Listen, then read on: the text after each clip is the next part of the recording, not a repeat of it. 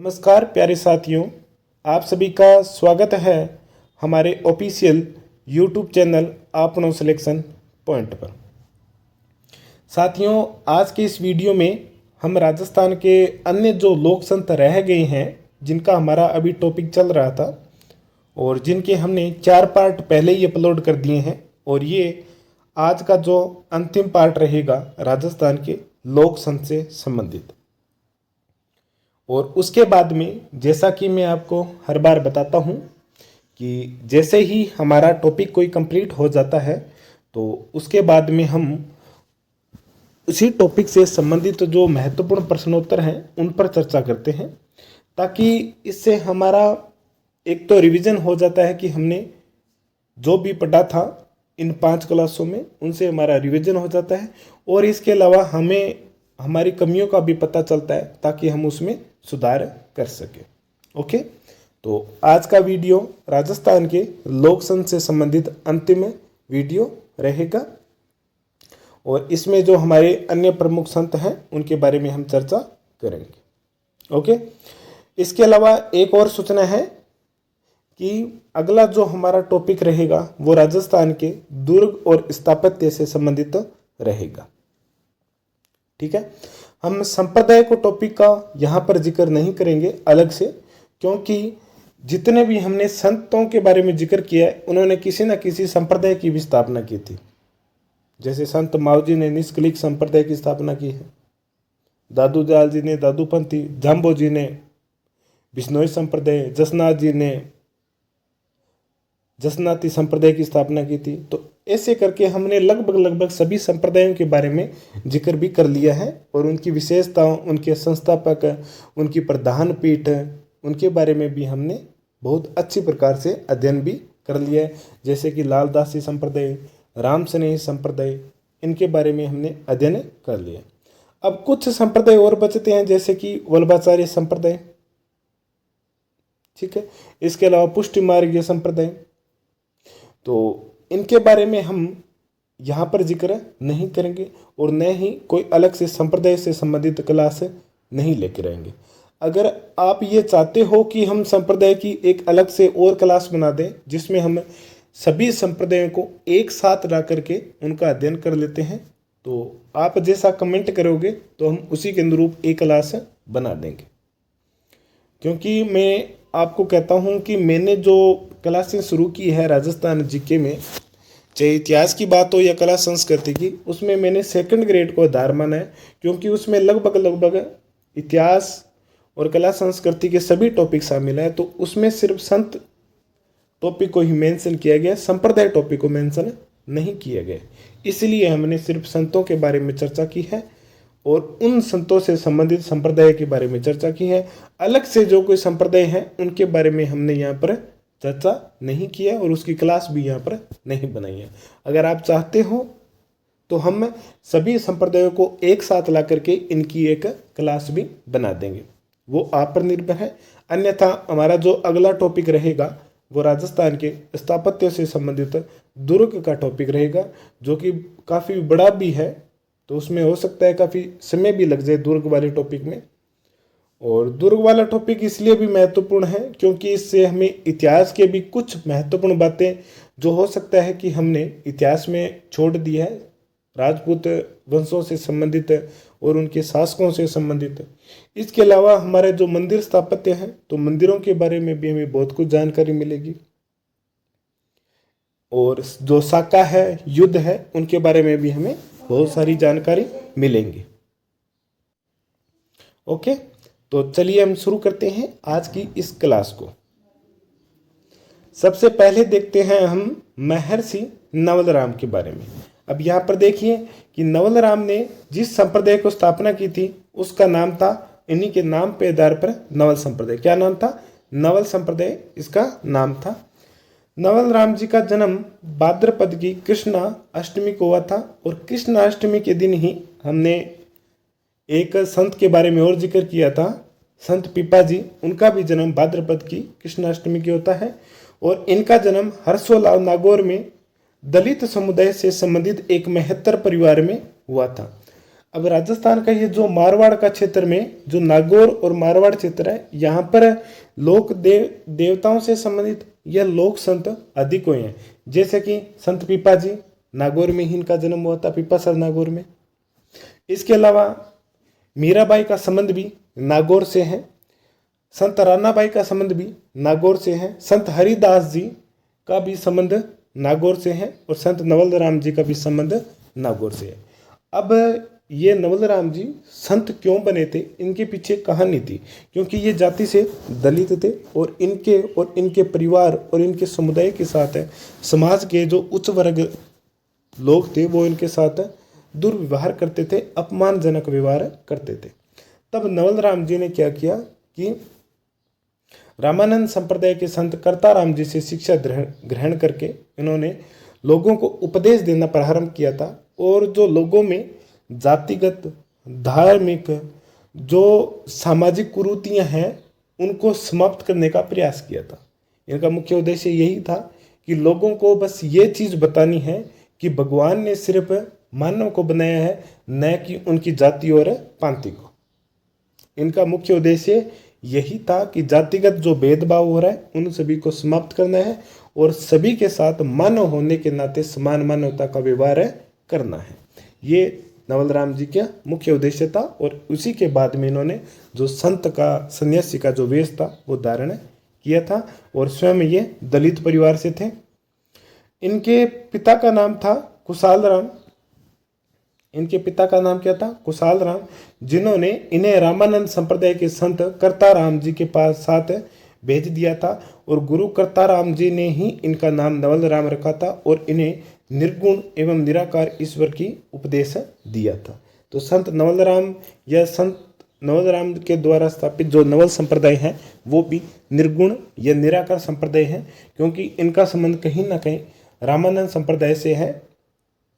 और रामानंद संप्रदाय की सबसे बड़ी विशेषता यही है कि उनके और रामानंद जी और उनके जितने भी शिष्य हुए हैं इन्होंने निर्गुण भक्ति परंपरा पर बल दिया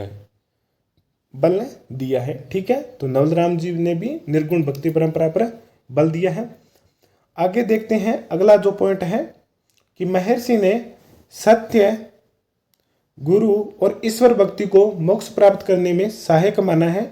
इसके अलावा इन्होंने एकेश्वरवाद का समर्थन किया था और निराकार ईश्वर की उपासना पर भी बल दिया था। ये दोनों पॉइंट कोई विशेष रूप से अलग है नहीं, जो अन्य संप्रदाय हैं उनकी विशेषता है। तो जैसे कि कॉमन क्या है शब्द है कि इन्होंने सामाजिक कुरीतियों का विरोध किया था, बाह्य आडंबरों का विरोध किया था। परंतु आपको एक चीज विशेष रूप से ध्यान रखना है कि जैसे कि मान लो कि किसी सगुण संत के बारे में पूछा जाता है और वहां पर ऑप्शन आ जाता है नीचे उत्तर में कि इन्होंने मूर्ति पूजा का विरोध किया था, तब वहां पर वो ऑप्शन गलत हो जाता है। क्योंकि याद रखना, सगुण भक्ति उपासक जो संत थे उन्होंने मूर्ति पूजा के वो समर्थक थे। सिर्फ निर्गुण जो उपासक संत थे उन्होंने ही मूर्ति पूजा का विरोध किया था। ये एक ही बात है जो सगुण और निर्गुण संतों में अलग है, बाकी सभी बातें सेम है। इन्होंने सामाजिक कुरीतियों को समाप्त किया, ऊंच नीच की भावना को समाप्त किया, सभी को मानव होने के नाते समानता का व्यवहार रखने का उपदेश दिया था। ये सभी बातें सभी में क्या है? समान है। परंतु एक बात याद रखना, सगुण भक्ति और निर्गुण भक्ति में, ठीक है, कि सगुण भक्ति ईश्वर को एक आकार मानकर उनकी पूजा करते थे, मूर्ति के रूप में पूजा करते थे, जबकि निर्गुण उपासक मूर्ति पूजा के समर्थक नहीं थे। वो सिर्फ नाम स्मरण और गुरु परंपरा में विश्वास रखते थे।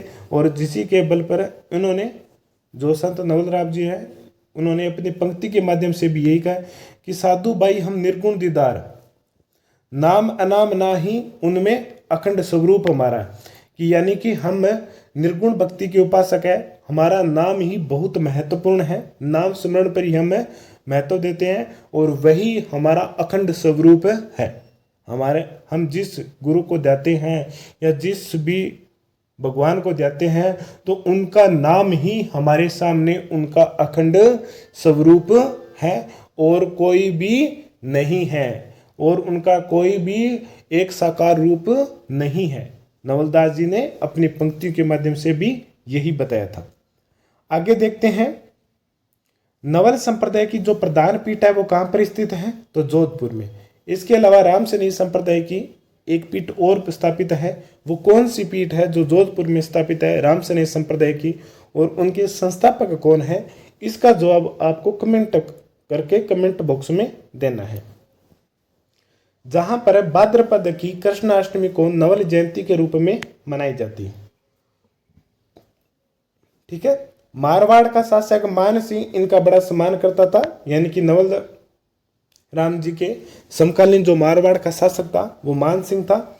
इसके अलावा नवल राम जी ने मारवाड़ी भाषा में अनेक भजन, दोहे, छंद, श्लोक और चौपाइयों की भी रचना की है। ये यहाँ पर मारवाड़ी भाषा है, ये महत्वपूर्ण है, याद रखना है कि नवल राम जी के द्वारा जो भी रचनाएं की गई थी, भजन रचे गए थे, दोहे, छंद या चौपाइयाँ की रचना की गई थी, वो किस भाषा में थी, तो मारवाड़ी भाषा में थी, क्योंकि इनका संबंध मारवाड़ से ही था। ओके, तो चलिए एक बार संत नवल राम जी के बारे में पुनः देख लेते हैं कि इन्होंने नवल संप्रदाय का स्थापना की थी। इनका जन्म भाद्रपद की कृष्णाष्टमी को हर्षोलाव नागौर में एक दलित परिवार में हुआ था। कौन से परिवार में?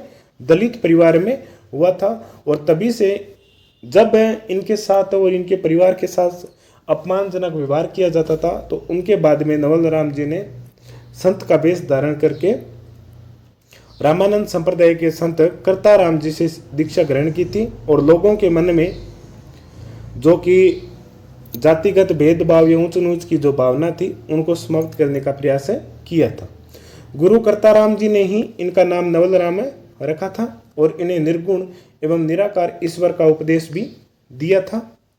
अगला पॉइंट देखते हैं कि महर्षि ने सत्य, गुरु और ईश्वर भक्ति को मोक्ष प्राप्त करने में सहायक भी माना था। ठीक है।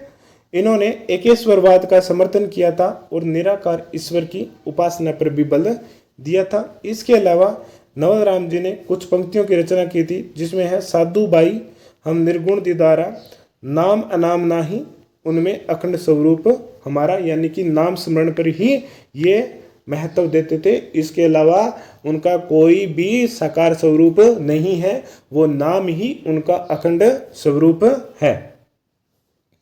ओके, चलिए अगली लाइन पर चलते हैं। नवल संप्रदाय की जो प्रधान पीठ है वो कहाँ पर स्थित है? जोधपुर में। कहाँ पर? जोधपुर में।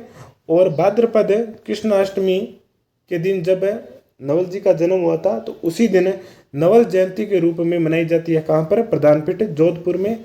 मारवाड़ का शासक मान सिंह इनका बड़ा सम्मान भी करते थे, और नवल राम जी ने मारवाड़ी भाषा में अनेक भजन, दोहे, छंद, श्लोक, चौपाइयाँ की भी रचना की थी। ओके, चलिए आगे देखते हैं। सांगलिया दूणी, ये भी एक संत ही हैं जिनका संबंध कहाँ से है? सीकर से है इनका संबंध है।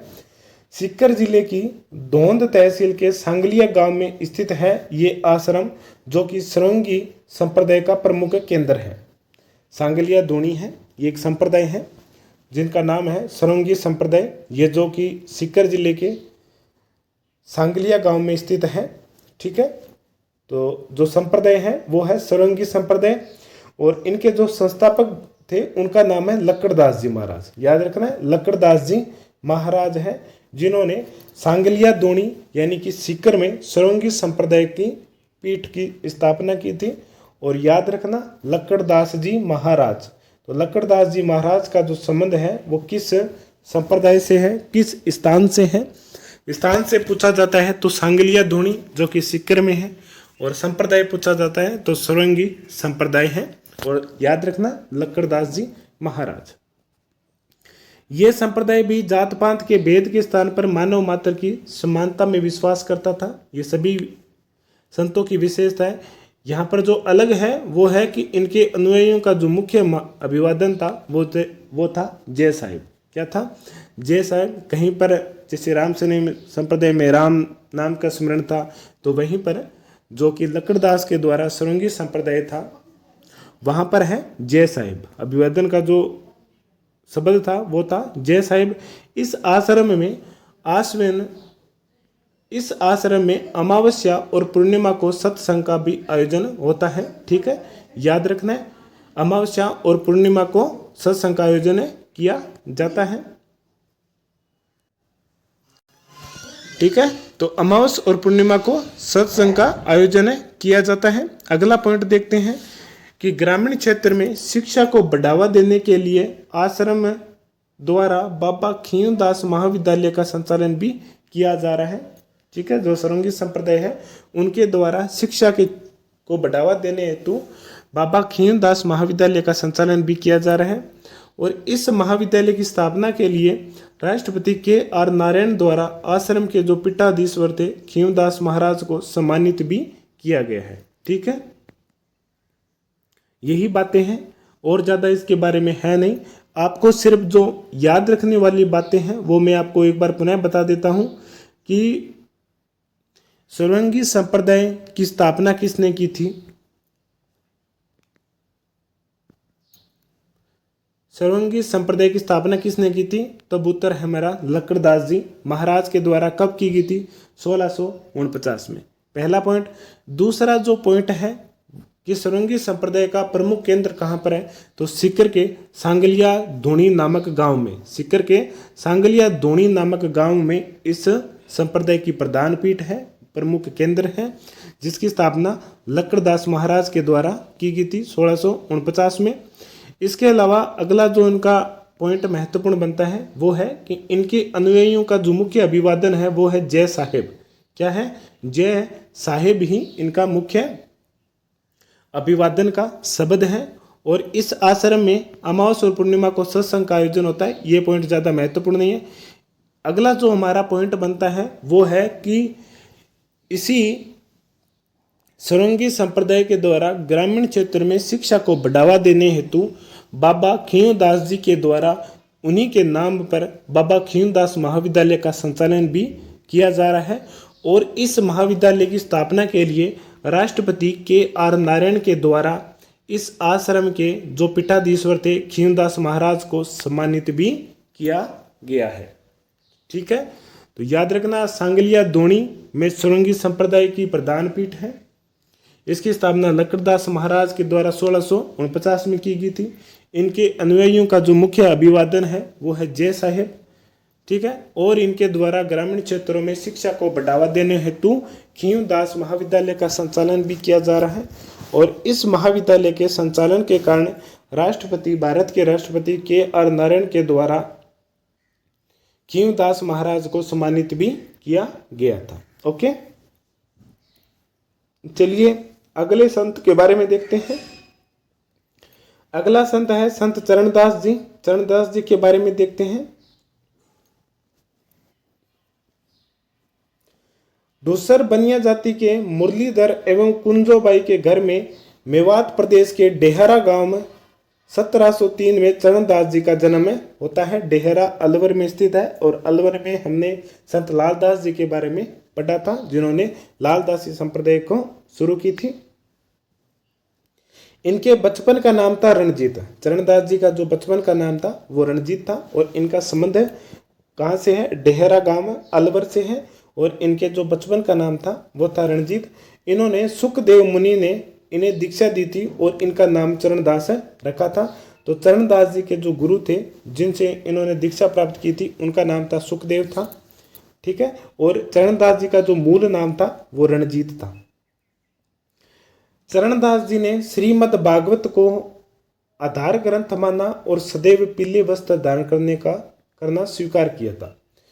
श्रीमद् भागवत गीता को ही चरणदास जी ने अपना आधार ग्रंथ माना था और सदैव पीले वस्त्र धारण करना ही स्वीकार किया था।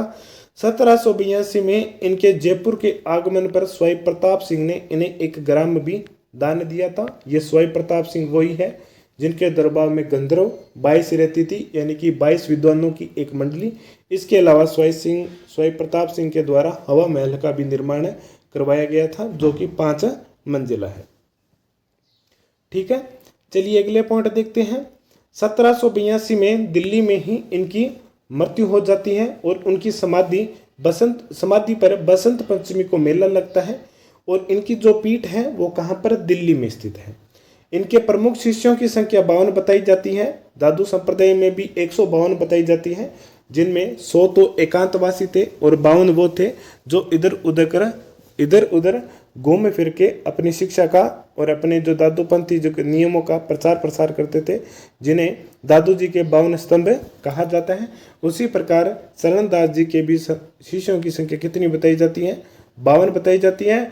और जिनमें जो प्रसिद्ध है दयाबाई एवं सहजोबाई, ये जो प्रसिद्ध भक्तन है दयाबाई एवं सहजोबाई का संबंध किस संप्रदाय से है? तो हमारा एक ही उत्तर रहेगा, चरणदासी संप्रदाय से। चरणदासी संप्रदाय में भी निर्गुण निराकार ब्रह्मा की सखी भाव से सगुण भक्ति की जाती है।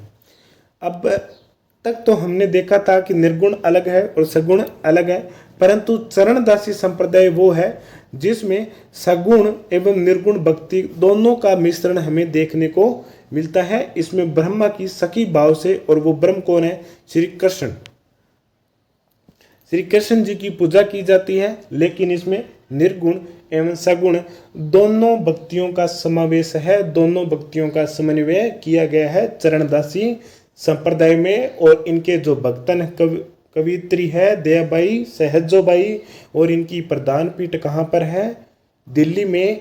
और चरणदास जी जिनका मूल नाम था रणजीत, और जिनका जन्म डेहरा अलवर में हुआ था। ओके, मुख्यतः मेवात और दिल्ली में इस संप्रदाय का प्रभाव है। ठीक है, और चरणदासी संप्रदाय की जो प्रधान पीठ है वो कहाँ पर है? दिल्ली में स्थित है। अब यहाँ पर एक पॉइंट है, याद रखना है आपको कि मेव जातियों से संबंधित अगर संत पूछा जाता है तो संत लालदास जी हैं, परंतु मेवात और दिल्ली क्षेत्र में जिनका प्रभाव था, अगर वहाँ पर संत लालदास जी का नाम नहीं आता है तो याद रखना चरणदास जी का, इनका भी मेवात क्षेत्र में प्रभाव था, क्योंकि इनका जन्म कहाँ हुआ था?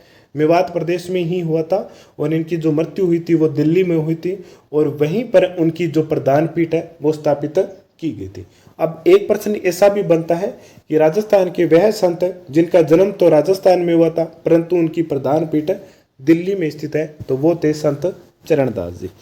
ठीक है, और चरणदासी संप्रदाय की एक जो सबसे महत्वपूर्ण विशेषता है आपको याद रखनी है, वो ये याद रखनी है कि इन्होंने सगुण और निर्गुण दोनों भक्ति परंपराओं को महत्व दिया था। याद रखना है, मैं पुनः बता देता हूं कि चरणदासी संप्रदाय जिन्होंने सगुण भक्ति एवं निर्गुण भक्ति दोनों भक्ति परंपराओं को महत्व दिया था, दोनों का बीच का समन्वय बनाए रखा था।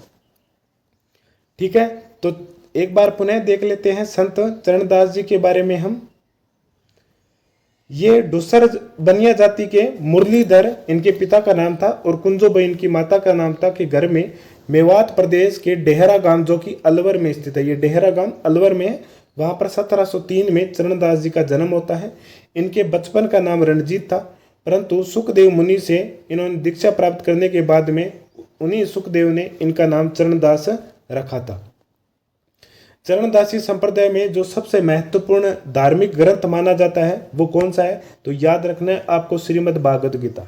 याद रखना है कि चरणदासी संप्रदाय में जो सबसे महत्वपूर्ण ग्रंथ माना जाता है, हिंदू ग्रंथ है, वो श्रीमद् भागवत गीता है, जिनका आधार ग्रंथ माना जाता है, और सदैव पीले वस्त्र धारण करना स्वीकार किया गया है। अब यहाँ पर ये मैं बात आपको बार बार क्यों बता रहा हूँ? क्योंकि एग्जामिनर इसी प्रकार के प्रश्न दे रहा है।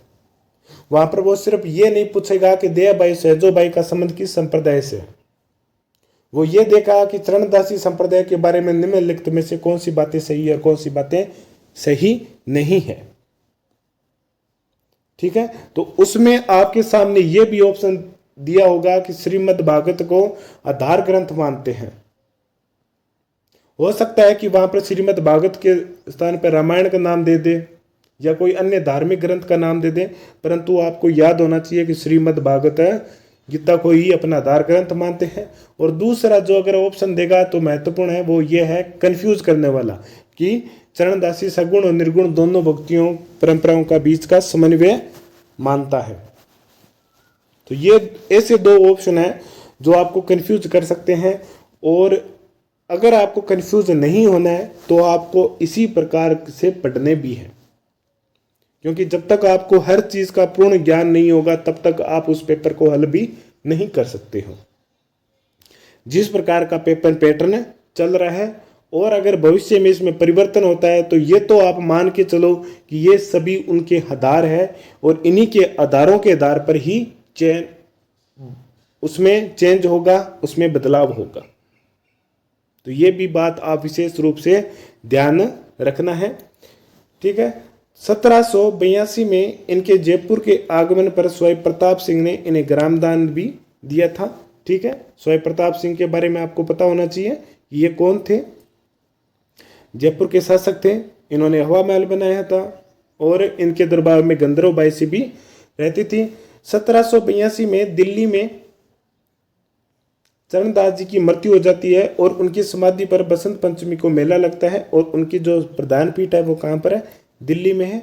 इनके प्रमुख शिष्यों की संख्या 52 बताई जाती है, जिनमें दयाबाई एवं सहजाबाई इनकी प्रमुख शिष्याएं भी शामिल हैं। चरणदासी संप्रदाय में निर्गुण एवं निराकार ब्रह्मा की सखी भाव से सगुण भक्ति की जाती है और इनमें निर्गुण एवं सगुण भक्ति का मिश्रण भी देखने को मिलता है, ठीक है। इसके अलावा इस संप्रदाय में श्री कृष्ण की लीलाओं का भी विशेष महत्व है और मेवात और दिल्ली में इस संप्रदाय का काफी प्रभाव है और चरणदासी संप्रदाय की प्रधान पीठ कहाँ पर है, दिल्ली में है, याद रखना है, दिल्ली में। नवल संप्रदाय की प्रधान पीठ जोधपुर में। अब यहाँ पर मैं एक चीज और बताता हूँ कि जैसे हमने संत मीराबाई और रानाबाई के बारे में पढ़ा था तो उनमें भी काफी बदलाव है, उनमें भी कुछ चेंज है कि संत मीराबाई कृष्ण की जो पूजा करती थी वो उनकी एक प्रेयसी के रूप में, अपने पति के रूप में करती थी, जबकि संत रानाबाई भक्ति भाव से ईश्वर मान के उनकी पूजा करती थी और जो नाम रखा था रानाबाई ने वो गोपीनाथ के रूप में उनकी पूजा करती थी और वृंदावन से गोपीनाथ की ही मूर्ति लेकर आई थी और नागौर के एक गांव में उन्हें प्रतिस्थापित करा करके वहां पर मंदिर भी बनाया था, ठीक है। मीराबाई की भक्ति है वो उनके दादी से मिली थी, परंतु रानाबाई की जो भक्ति थी वो उनकी परिस्थितियों से मिली थी। तो ये अंतर भी है, इनको भी आपको ध्यान में रखना चाहिए कि ये अंतर क्यों है और किस प्रकार है, क्योंकि जब तक हमें हर एक एक चीज़ की पूर्ण गहराई से जानकारी नहीं होगी, ध्यान में नहीं होगा, तब तक हम उन प्रश्नों का हल नहीं कर पाएंगे। चलिए अब आगे बढ़ते हैं संत पंदराज जी के बारे में। इनका संबंध जैसलमेर के नगा गांव से है। संत पंदराज जी का जन्म जैसलमेर जिले के नगा गांव में 16वीं शताब्दी में हुआ था। इनके बारे में ज़्यादा महत्वपूर्ण बातें नहीं है, आपको बस ये की चीज़ याद रखना कि संत पंदराज जी का संबंध किस जिले से है, कौन से स्थान से है, तो जैसलमेर से है। काठोड़ी गांव के ये ब्राह्मण थे। काठोड़ी ग्राम के ब्राह्मण परिवारों की गायों को मुसलमान लुटेरों से छुड़ाते हुए इन्होंने अपने प्राणों को उत्सर्ग किया था और इनकी स्मृति में 15 सर गांव में वर्ष में 2 बार मेला आयोजित किया जाता है। तो ज़्यादा इनके बारे में महत्वपूर्ण बात है नहीं। इनको लोक देवताओं के रूप में भी देख सकते हैं, लोक संत के रूप में भी देख सकते हैं। याद रखना संत पंदराज जी का संबंध जैसलमेर के पंदराज गांव या पंदराज सर गांव से है। ये ही महत्वपूर्ण पॉइंट है, इनके बारे में और कोई भी महत्वपूर्ण बात नहीं है। चलिए आगे देखते हैं संत परशुराम देवाचार्य का जन्म 16वीं शताब्दी में सीकर जिले के ठिकरिया गांव में हुआ था। कहाँ हुआ था? सीकर जिले के ठिकरिया गांव में एक गौड़ ब्राह्मण परिवार में हुआ था परशुराम देवाचार्य का जन्म 16वीं सदी में। परशुराम देवाचार्य के बारे में आगे पढ़ने से पहले इनकी जो विशेषता है उनको देख लेते हैं कि एक संप्रदाय हुआ है जिसका नाम है निम्बारक संप्रदाय। निम्बारक संप्रदाय जिसके जो संस्थापक है वो निम्बारकाचार्य है, लेकिन राजस्थान में निम्बारक संप्रदाय की जो पीठ है जो कि कहाँ पर स्थित है, अजमेर में किशनगढ़ के पास है, सलेमाबाद नामक गांव है, वहां पर स्थित है। तो उस सलेमाबाद पीठ की जो संस्थापक हैं वो है परशुराम जी देवाचार्य, ठीक है। तो यही है वो परशुराम देवाचार्य जिन्होंने राजस्थान में निम्बारक संप्रदाय की पीठ का स्थापना किया था, या राजस्थान में निम्बारक संप्रदाय के जो पीठ है उनके संस्थापक हैं। आगे देखते हैं परशुराम देवाचार्य के बारे में। इन्होंने हरिव्यास देवाचार्य से दीक्षा ली थी और मथुरा में नारद नामक एक टिल्ले पर भजन कीर्तन किया था, ठीक है। तो इनके गुरु का नाम है हरिव्यास देवाचार्य और मथुरा से वो अजमेर आए और अजमेर में किशनगढ़ के पास में जो सलेमाबाद था स्थान, वहां पर आए और वहीं पर उन्होंने अखिल निम्बारकाचार्य पीठ की स्थापना की थी, जो कि राजस्थान में निम्बार्क संप्रदाय का प्रमुख केंद्र है, प्रमुख पीठ है, मानी जाती हैं। इस निम्बार्क संप्रदाय में क्या होता है कि राधा एवं कृष्ण की भक्ति पर बल दिया जाता है, यानी कि निम्बार्क संप्रदाय जिसमें राधा और कृष्ण दोनों की युगल रूप में भक्ति की जाती है, पूजा की जाती है। याद रखना है आपको निम्बार्क संप्रदाय से संबंधित कि राजस्थान में निम्बार्क संप्रदाय की जो पीठ है वो कहाँ पर और किसके द्वारा स्थापित है। तो हमारा सीधा सा प्रश्न उत्तर रहेगा कि राजस्थान में निम्बार्क संप्रदाय की जो पीठ है उसकी स्थापना संत परशुराम देवाचार्य के द्वारा सलेमाबाद, जो कि किशनगढ़ अजमेर में स्थित है, वहां पर की गई। इसके अलावा निम्बार्क संप्रदाय की क्या विशेषता है कि इसमें राधा एवं कृष्ण दोनों को युगल रूप में पूजा की जाती है, आराधना की जाती है। इसके अलावा जिस प्रकार हमने चरणदासी जो संप्रदाय था उसमें हमने देखा था कि उसमें सगुण और निर्गुण दोनों भक्ति का समन्वय है, उसी प्रकार निम्बार्क संप्रदाय में भी सगुण एवं निर्गुण भक्ति का समन्वय हमें देखने को मिलता है। ठीक है, याद रखने वाली पॉइंट कि राजस्थान में निम्बार्क संप्रदाय का संस्थापक कौन, तो संत परशुराम देवाचार्य। परशुराम देवाचार्य का संबंध किस जिले से है, तो उनका संबंध सीकर से है।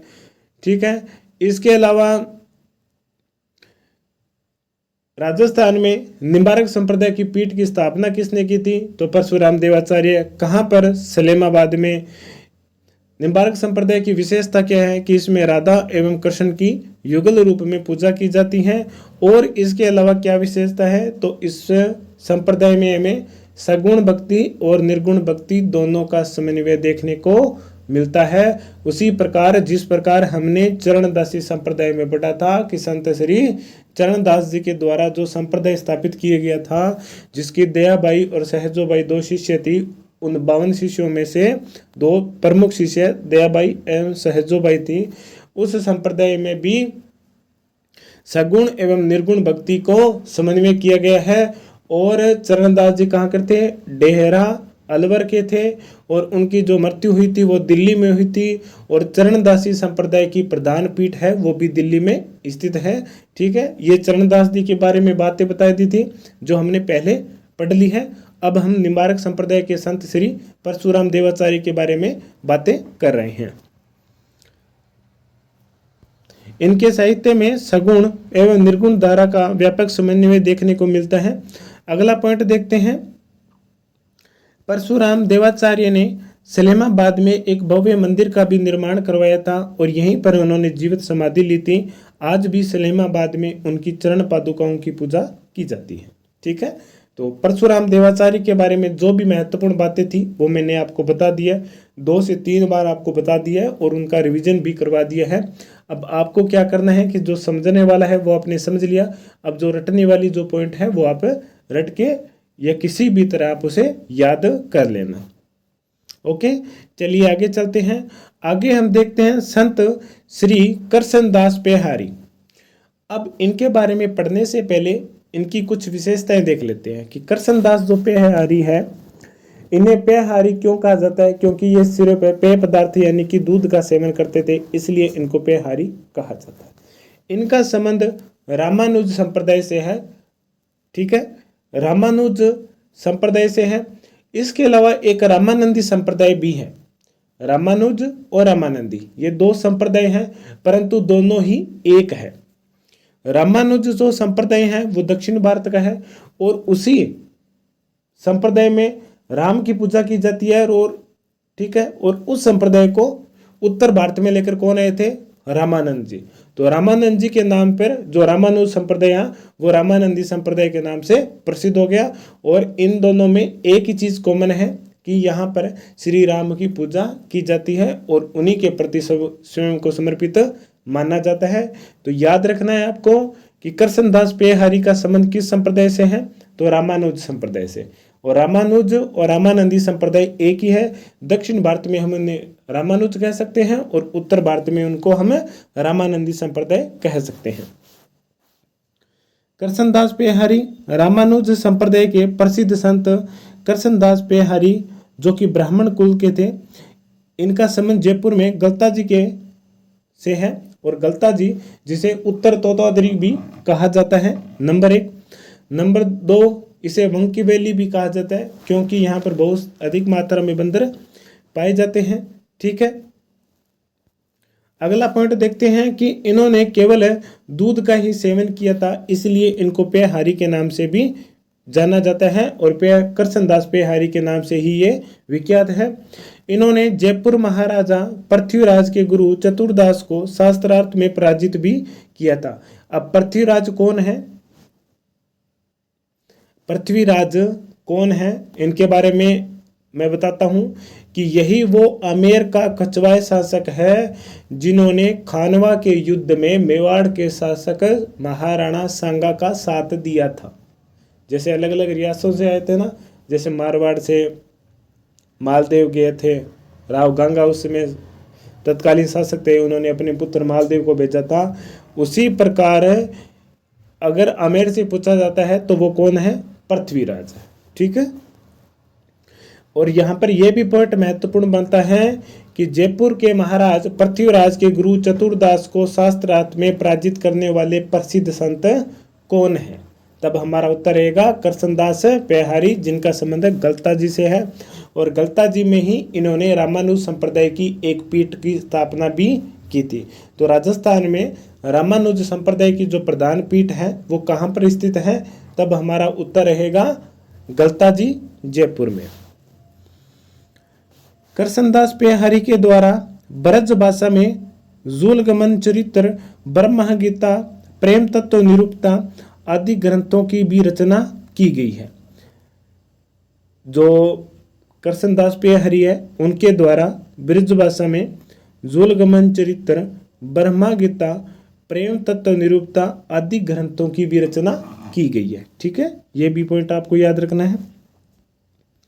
आगे देखते हैं कि रामानुज संप्रदाय में मैंने आपको भी बताया था और रामानंद संप्रदाय है, उनमें भी इन दोनों में एक चीज कॉमन है कि यहाँ पर राम की अधिक पूजा आराधना की जाती है।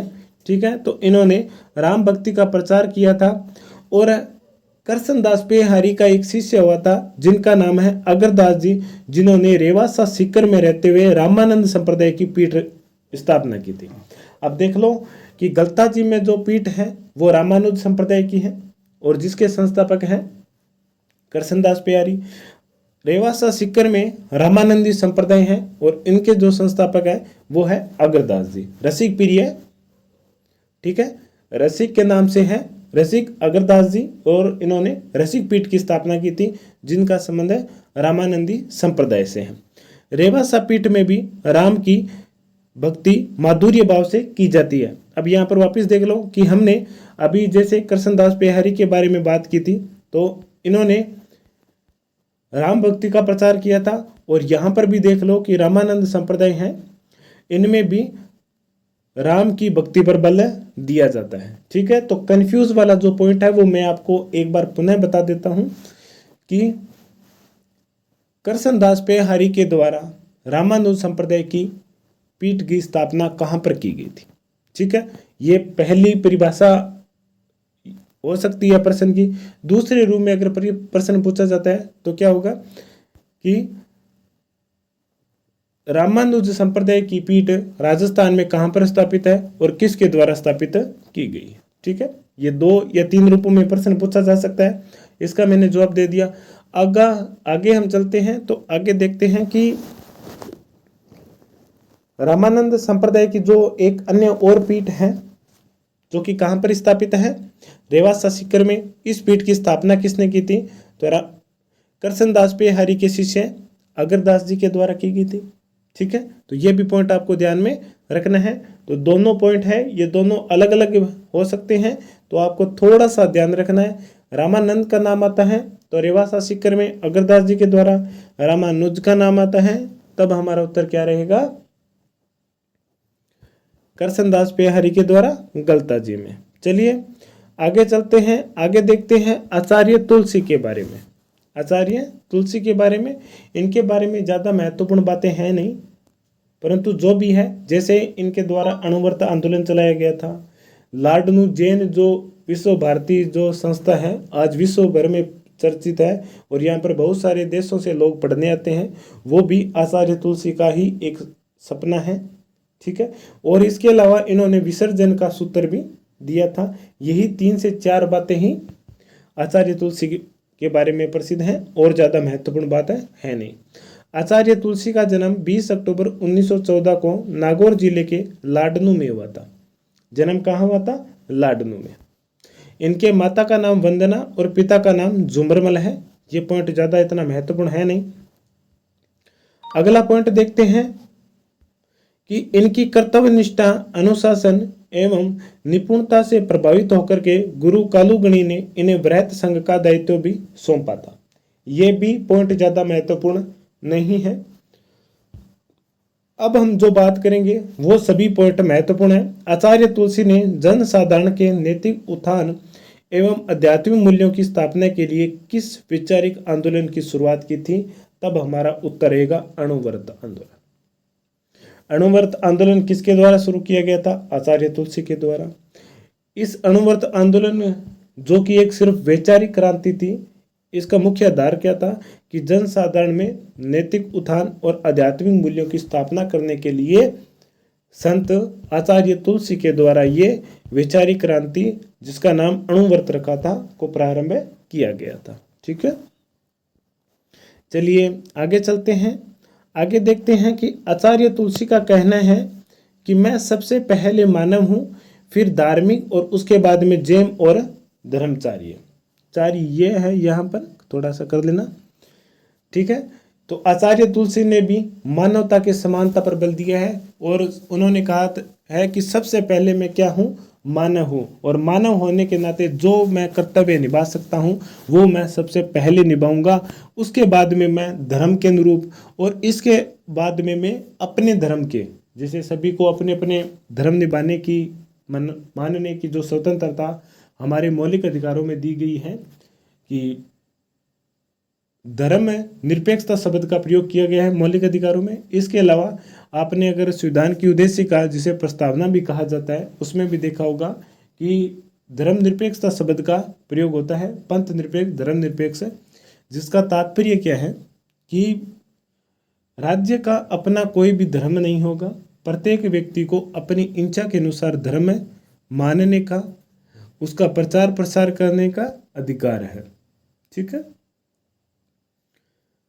अगला पॉइंट देखते हैं तुलसी जी के बारे में। इन्होंने विसर्जन का महत्वपूर्ण सूत्र दिया था और इसके संबंध में उनका कहना था कि संग्रह करना पाप है। अब विसर्जन का जो सूत्र था वो क्या है वो बताता हूँ यहाँ पर, कि आचार्य तुलसी कहते हैं कि हम देखते हैं कि कई बार किसी व्यक्तियों को तो एक रोटी भी नसीब नहीं हो रही है 2 टाइमों से, और कुछ को ये हम देखते हैं कि वो गुलछरे अड़ा रहे हैं तरह तरह के पकवानों से, या कुछ और भी तरीके हैं तो उनसे एंजॉय कर रहे हैं, गुलछरे उड़ा रहे हैं। परंतु कुछ लोग ऐसे हैं जिन्हें क्या कि उनके पास 2 वक्त की रोटी भी नसीब नहीं होती है। तो जिनके पास पैसा अधिक है उनको संग्रह नहीं करना चाहिए, उनको उनका विसर्जन करना चाहिए और उन गरीब लोगों को में बांटना चाहिए, जिससे समाज में जो ये असमानता गरीबी और अमीरी की है वो समाप्त हो जाए।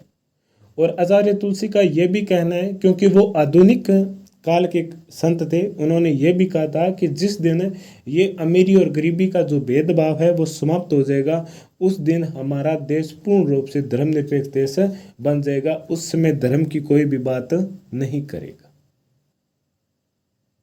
ठीक है, जैसे मान लो कि आज से काफ़ी टाइम पहले जो जातिगत भेदभाव था, आज उन सभी से ऊंचे उठकर हर वर्ग, हर जाति में लोग शिक्षित हो गए हैं और अब शिक्षित लोगों के साथ कोई भी भेदभाव नहीं करता, उनको समान जाति के तरह समान व्यवहार किया जाता है।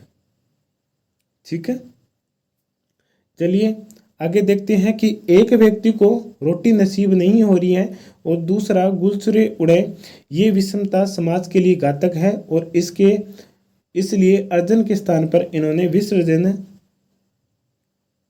शब्द का प्रयोग किया है और विसर्जन की ही आवश्यकता है।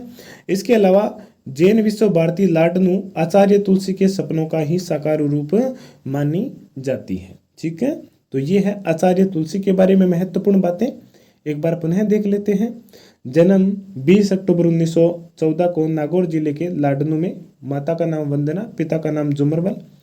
और इनके जो गुरु थे वो कालूगणी थे। इन्होंने इन्हें भरत संघ का दायित्व सौंपा था। भरत संघ यानी कि राजस्थान का। आचार्य तुलसी ने जनसाधारण के नैतिक उत्थान एवं आध्यात्मिक मूल्यों की स्थापना हेतु अणुव्रत नाम से एक विचारी क्रांति की शुरुआत भी की थी।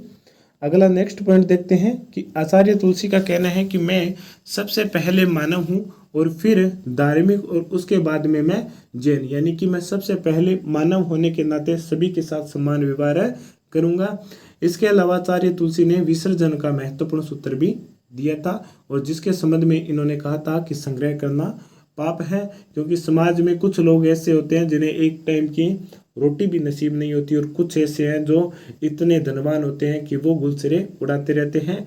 तो जिनके पास धन अधिक है उनको गरीबों को देना चाहिए और उनको भी समाज के बराबर लाना चाहिए। और इसलिए अर्जन के स्थान पर विसर्जन पर इन्होंने बल दिया है। और जैन विश्व भारती लाडनू आचार्य तुलसी के सपनों का ही साकार रूप मानी जाती है।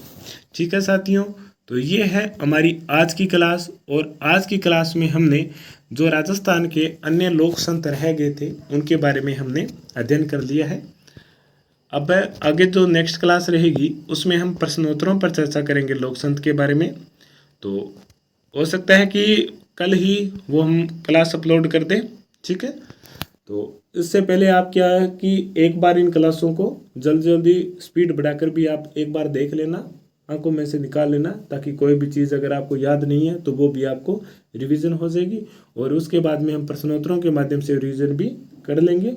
ठीक है, और अगला जो नेक्स्ट टॉपिक रहेगा प्रश्नोत्तरों की क्लास के बाद में, वो हमारा टॉपिक रहेगा दुर्ग एवं स्थापत्य से संबंधित। ठीक है, और जिसमें हम सबसे पहले दुर्गों के बारे में ही बात करेंगे और दुर्ग वाला टॉपिक है वो थोड़ा लंबा भी रहेगा। ओके साथियों, मिलते हैं अगली नेक्स्ट क्लास में। जय हिंद, जय भारत।